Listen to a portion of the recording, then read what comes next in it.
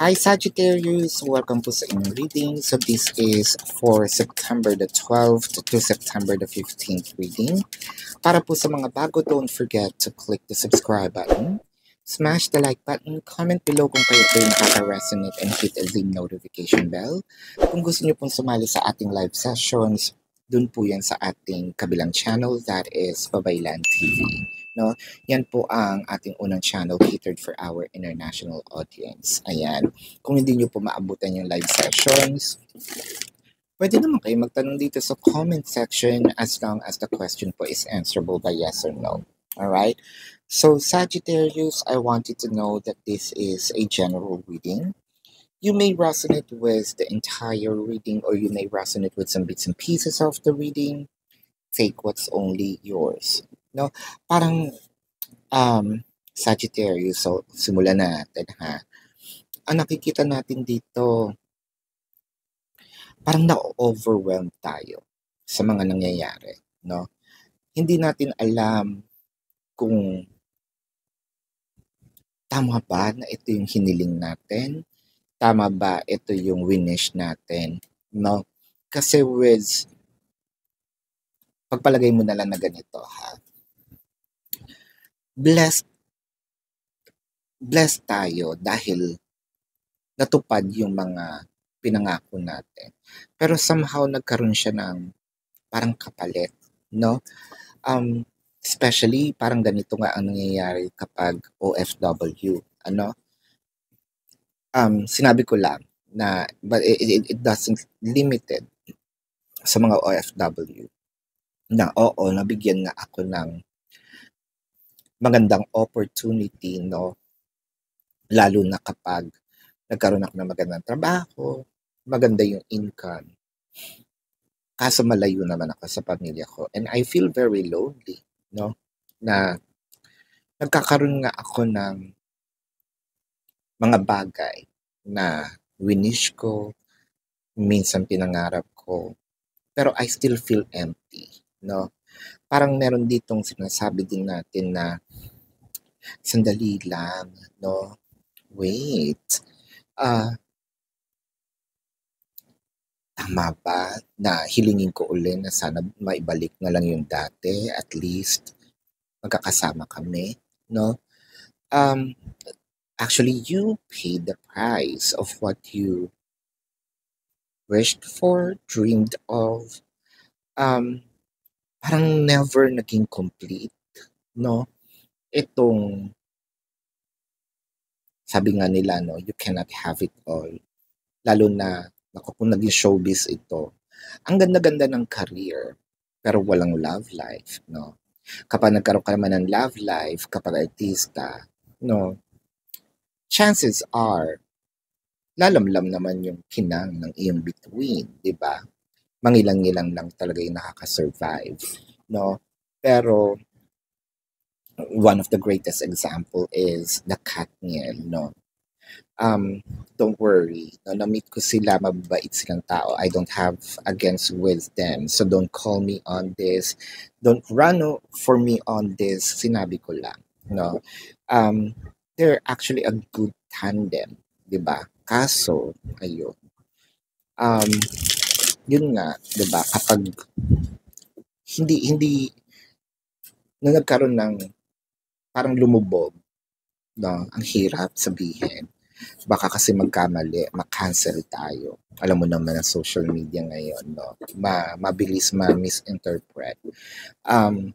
But I know you get what I mean. I don't mean no harm. I don't mean to disclaimer lang to ha. I don't mean to say anything bad, but that's actually what everyone saw, no? Let's go back to the reading na lang, no? With the Fool card and the Three of Cups. So, I feel like, yes, nagsiselebrate tayo, nagsiselebrate sila, no?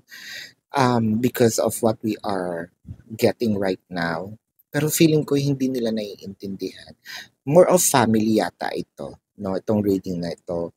Or let's just say, yeah, yung sa person mo na din. Pero hindi nila naiintindihan yung lungkot, no? Siguro you're faking your smile. It's not that you're unhappy of what you're getting. Again, you wished for it, you prayed for it, no? Baka pinuntahan mo pa nga mga ilang simbahan, no? Para lang matupad yan. Pero hindi nila nakikita yung lungkot na malayo ka sa kanila, no? Um, ay ayokong umiyak ha. With the Justice and the Nine of Cups. So I am seeing in here, baka meron ka rin mga gusto pang mangyari na feeling mo pinagkakait sa'yo. Hindi naman. With the Justice and the Nine of Cups in here, siguro, hindi pa ito yung tamang panahon. I actually believe in the divine timing, no?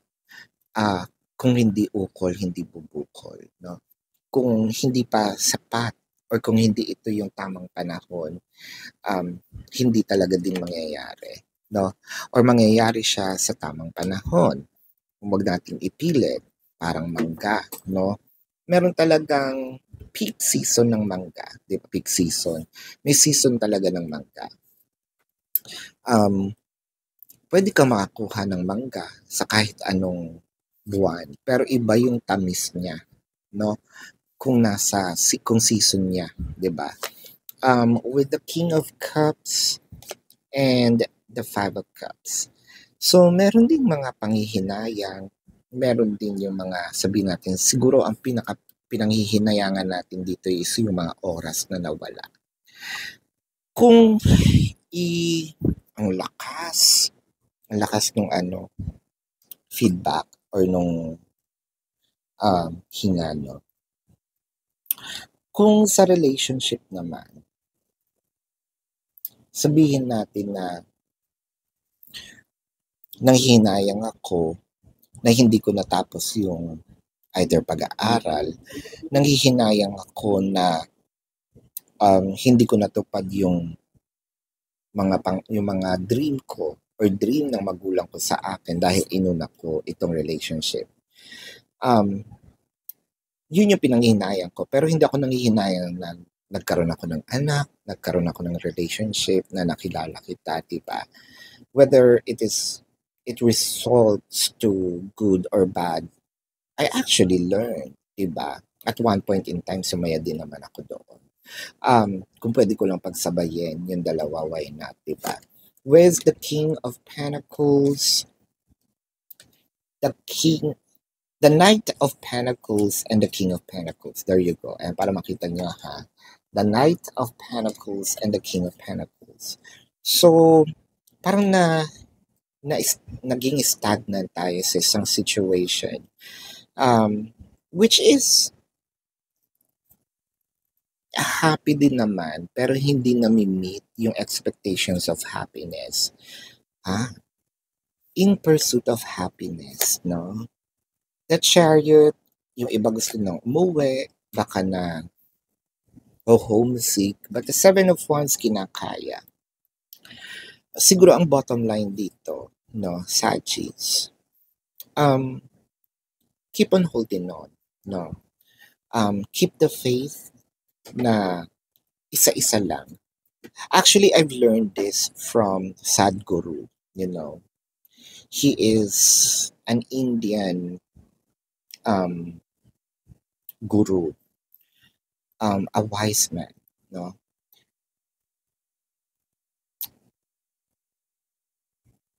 Ay, kaya ano pala to? Iniisip ko talaga.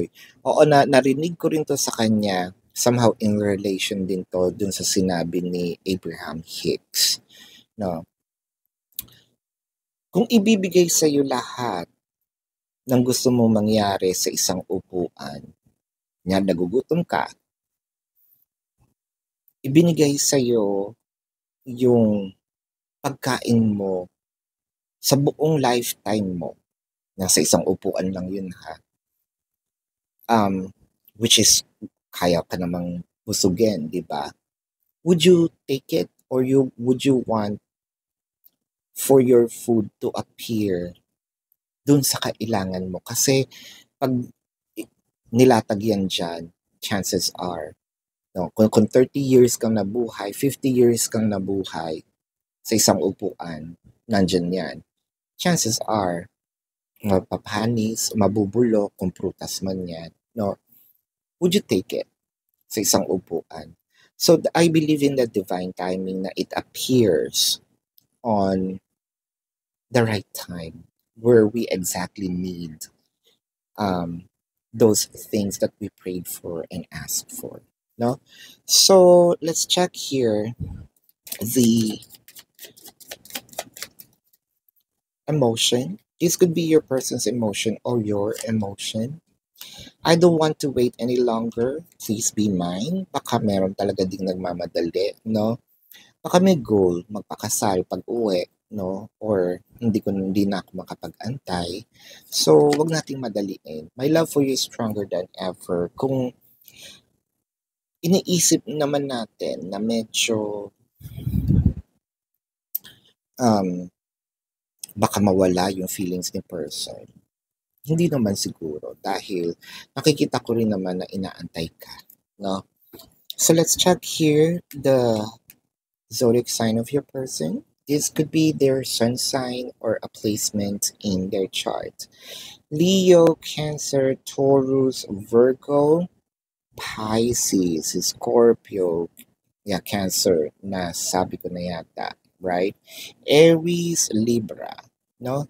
So Sagittarius, this is your reading. Again, para po sa mga bago, don't forget to click the subscribe button, smash the like button, comment below kung kayo po ay nakaka-resonate and hit the notification bell. Kung gusto niyo pong sumali sa ating live session sa kabilang channel po yan, that is Babaylan TV. Yan po ang ating unang channel catered for our international audience. Ano? Kung hindi niyo po na maabutan yung ating live sessions doon, pwede naman kayong magtanong dito as long as the question po is answerable by yes or no.